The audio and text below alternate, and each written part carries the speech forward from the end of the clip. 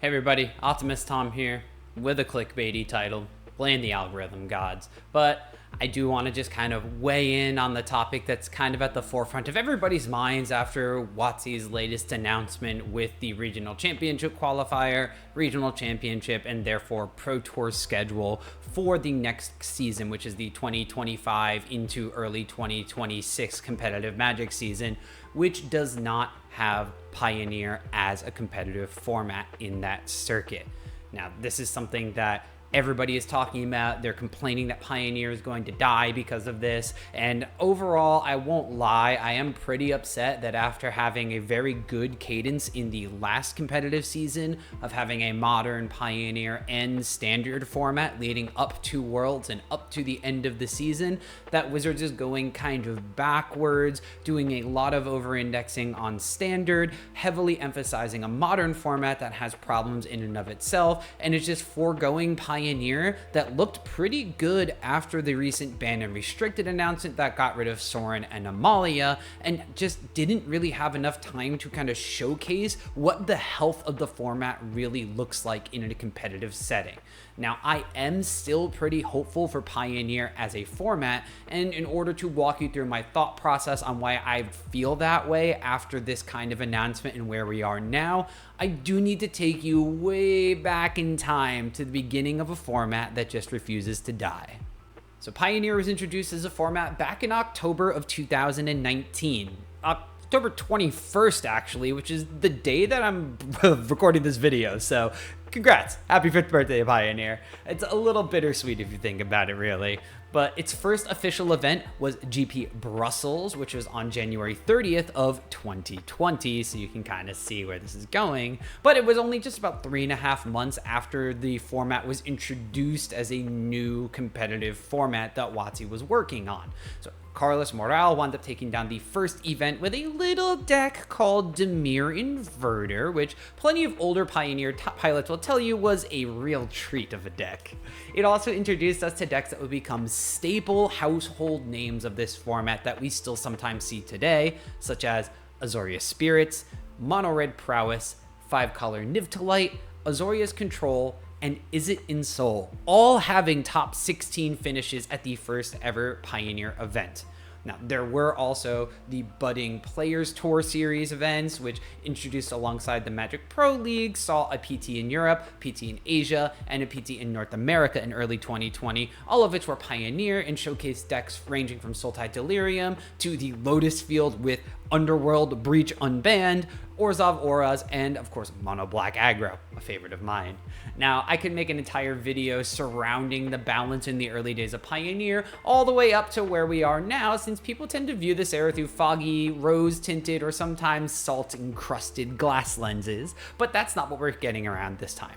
So shortly after being sanctioned as an official competitive circuit format, other places, like Star City Games, began dropping their older formats such as Legacy in order to showcase the new Eternal format on the block. And Pioneer had a lot of hope set on it by churned modern players, standard players that had their favorite decks rotate, and just in general Magic players all sorts. Having the appeal to play your recently rotated standard cards, in addition to playing some of your favorite modern cards or staples that may have fallen out of power, with spells and mechanics like Delve that were just too powerful to synergize with fetch lands in a format, was something a lot of Magic players really just wanted to dive into and test the waters on.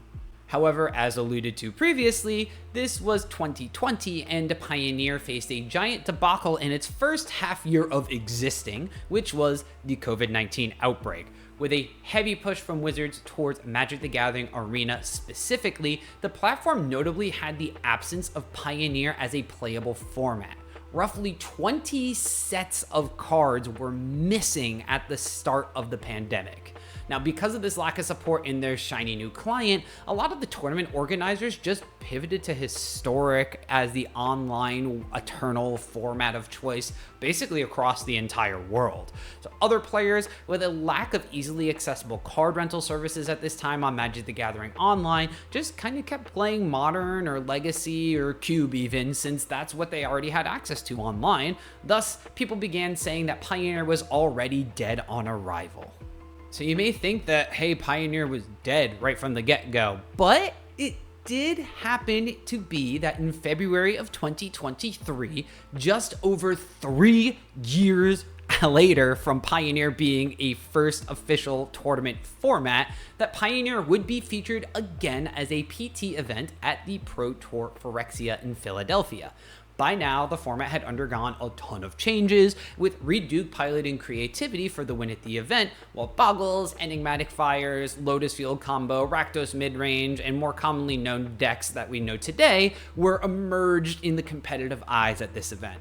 Then a year later in Chicago, at the next Pioneer Pro Tour Murders at Karlov Manor, we get our third ever Pioneer PT and Seth Manfield using the Rakdos Vampires list to take down the event, getting us pretty close to where we were until the BNR announcement in August. So why the hell am I giving you this giant history lesson about the history of Pioneer as a format, and what does this have to tell us? Well, for starters, Pioneer has been born into trials and tribulations since it's become a format. You merely adopted the pain. Pioneer was born in it, molded by it. For a while, it was just kind of shoved off and considered dead because of its inability to be played online or in person, really, during the pandemic. However, despite rumors of its demise, they were greatly exaggerated. Wizards did end up giving us 2 RCQ seasons of Pioneer in the 2022-2023 season, as everybody was able to kind of go back to their LGSs, and a Singleton season in the 2023-2024 season, while we just finished up our Singleton RCQ season of Pioneer of the 2024-2025 season. So while there isn't a scheduled RC for Pioneer in 2025-2026, we should anticipate that MagicCon Chicago having Pioneer as the Pro Tour event because we just had the RC in DC that qualified for that Pro Tour. That would keep us on a similar schedule to the last 2 years or so of competitive Magic, with Pioneer having a Pro Tour format in February to kick off the year's worth of premier events. Now, the elephant in the room and the largest of missing pieces here that people are pointing out as the fact that we don't have a Pioneer RCQ season for next year in 2025-2026, which is extremely concerning for multiple reasons. We end up having Modern, Double Standard, and one of those could very easily just be Pioneer thrown in there as well. Now, I know there was a lot of chatter on social media about resetting the formats so that Standard was always played leading up to Worlds, but that doesn't mean that you couldn't just take one of the other standards and turn it into Pioneer, so we'd have Pioneer in the summertime while we waited for Standard fall and then Worlds to cap off the end of the competitive year. Now, I might be huffing a lot of copium here, but I don't think that high-level Pioneer is going to die without an RCQ season. In fact, I'm holding out for the announcement for the remaining Magic Spotlight series to come on in and take the place of some of these missing PT level events, which are even more accessible to the average player and have more reason at this point to be Pioneer than almost anything else because there are no other Pioneer events to play in. So for those that are unaware, the MSS is a new tournament series that Wizards is hosting that is extremely similar to the old Grand Prix system. 8 total Spotlight series are going to be spread across 5 in the United States, 2 in Europe, and 1 in Japan. Now, these events will be open invite events where you don't need to qualify, with a large cash prize, especially on the top end of the tournament, and PT slots on the line. The events are said to be themed, although for the first couple, it seems like it will mostly focus on formats. So we already know that the first 2, one in Atlanta, Georgia, and one in Utrecht, Netherlands, are going to be Standard and Modern respectively, and have way more on-brand promos than the RCQ season even did. So Atlanta, we know, is going to be Standard and featuring Foundations, and Modern is going to be in the Netherlands, and that is going to be where that one is there. And already we know that these promos are just legal in the formats that you're going to be playing the event for. So that's already a step up from the RCQ season promos. But even with the advent of these GP style events, I'm really hoping that we get at least 2 of the events, one in the US and one in Europe, that are themed around Pioneer. That way, not only do we still have high-level PT qualifying events for the Pioneer format, but they're more accessible to players rather than having them grind through the RCQ system over the course of a bunch of months. While I've yet to see if these are going to be the same fanfare that a MagicCon has, I am kind of assuming that these are going to be more of an event and an open destination, which will be more attractive for people to travel to those areas as compared to an RC where there was nothing else really going on other than the tournament. So MagicCons, big festivals, artist alleys, all this cool stuff. Regional championships, mostly just the tournament, sometimes had some other stuff, especially when DreamHack was hosting them, but I'm assuming that at least in the US, the Star City Games is hosting these MSS events, and those could be at SCG cons, which are a little more analogous to those MagicCon events. And so while I might not be as doom and gloom as everybody else about Pioneer as a format right now, I know that I'm also backed by a strong local Pioneer scene in my area. And we've gotten a lot of regular, largely attended events, including people driving almost an hour in traffic after work just to get a chance to play the format. So I know that myself and my store, we're in a very privileged position for the format, whereas not everybody else is going to be able to have these type of events, let alone having LGS stores nearby that will cater to the format and that doesn't feed into an RCQ season or give their local grinders practice for the events that they have up and coming.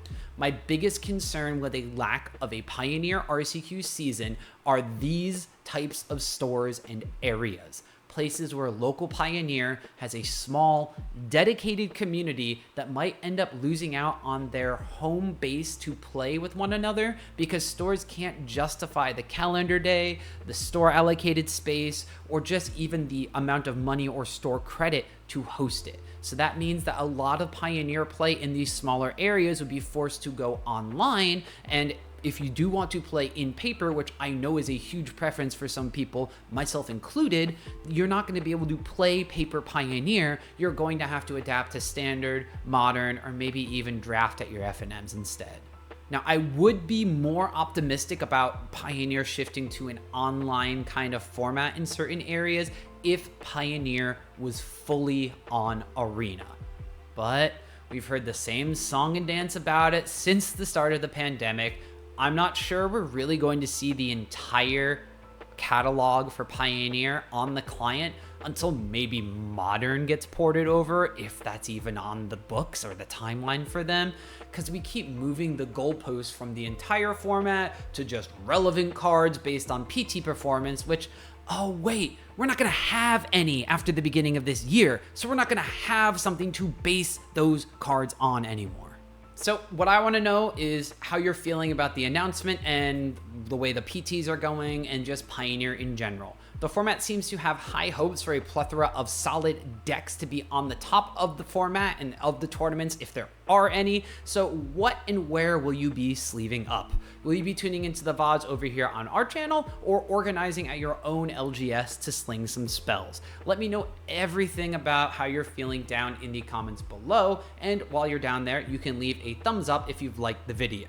It might not get WotC to change their minds on a Pioneer PT season, but it'll get the algorithm gods to pump more Pioneer content out across YouTube to keep the format healthy and hearty.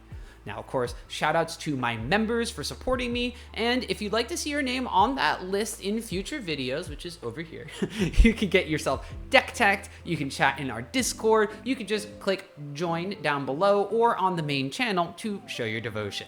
And as always, please tap that subscribe button to stay up to date on the latest deck techs, metagame analysis, and of course, magic content from me. See you at the Pioneer tables.